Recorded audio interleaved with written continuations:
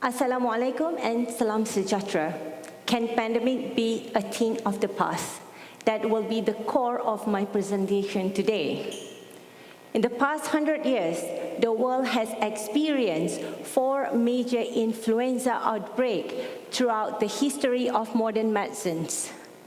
We haven't prepared to anything like this before, like COVID-19, the severity and the stress that we have to cope until today.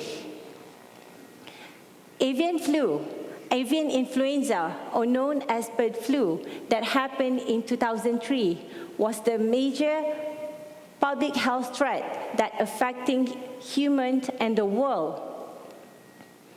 At the time, 30 million birds were killed, even though the fatality to human was 1% and infected 89 others. Although there were clues that major outbreaks are coming, we totally haven't prepared to anything like COVID-19. In January 2020, WHO has declared this as a global emergency, and 3 months later, this was upgraded to the pandemic level. COVID-19 exposed the vulnerability in medical health care, where the insufficiency of medicines as well as chemicals for the diagnosis.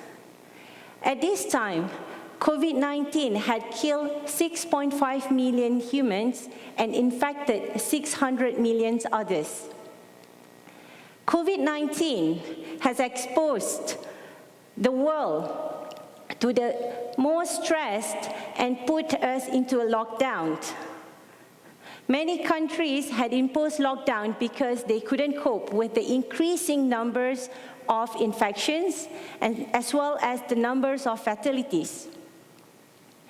In countries like United States and United Kingdom, it nearly crippled their healthcare systems because the medical healthcare personnel were overworked and they didn't have enough rest to cope with the rising infections. Imagine if a country like UK and US were having such stress, how about a country like India with dense populations and lack of medical healthcare facilities and supplies? Even burial and cremation pose health hazard as well as environmental issues. 2 years after lockdown, the world came to ease when vaccines were made and delivered throughout the world. However, we need to mind that it was only after the 3rd dose given to the Western wealthy countries, 1% of African populations received their first dose. So we can see that the disparity of vaccines distributions are depending on the wealth of the nations. So here is the story that I would like to highlight: the inavailability of vaccines due to the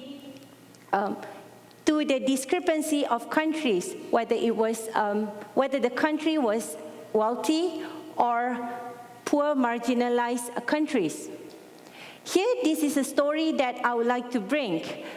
A story of a student who's rebellious and disobedient helped to save Malaysia during the outbreak that happened in 1998. At the time, a relatively unknown virus has struck a pig breeder community in Negeri Sembilan. Those who were affected by this virus were affected with brain inflammations. So they thought that the culprit must be Japanese encephalitis that came from mosquito. The military and police barricaded the area and posed strict control movement and restrictions. The area was fogged every day, but for 2 months, nothing happened. The containment was a failure. Medical officers, doctors, scientists work tirelessly every day. and they began to suspect that these viruses were unlikely like any discovered before. So they also have suspicions that this disease only affected Chinese community.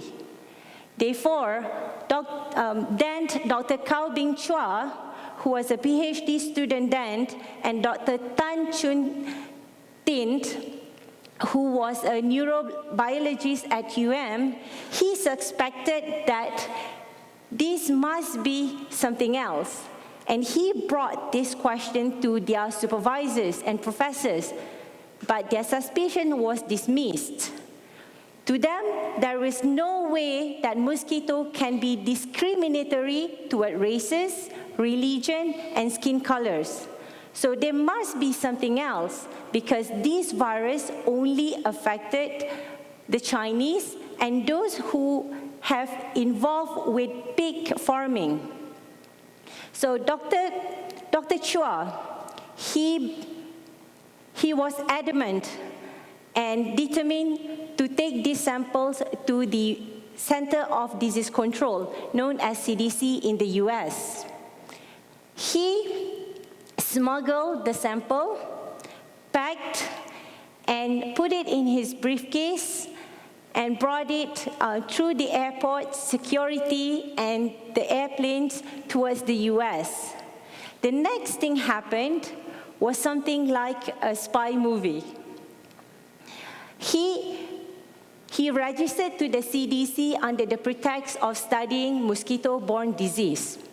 So this was something that disobedient, his resilience and rebellious towards his supervisor's advice to throw the samples away did not deter him from finding the real answer and fact.